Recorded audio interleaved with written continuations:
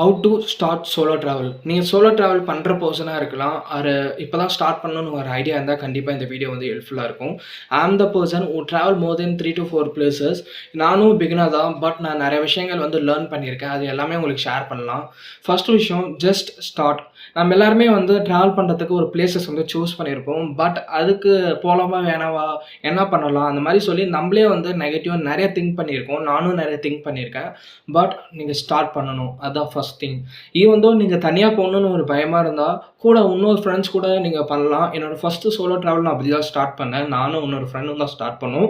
உங்களுக்கு வந்து கண்டிப்பா ஹெல்ப்ஃபுல்லா இருக்கும். ஏன் அப்படி சொல்றேன்னா, இந்த எண்ட் ஆஃப் த டே நீங்க தனியா சோலோ ட்ராவல் பண்ணிட்டே இருப்பீங்க.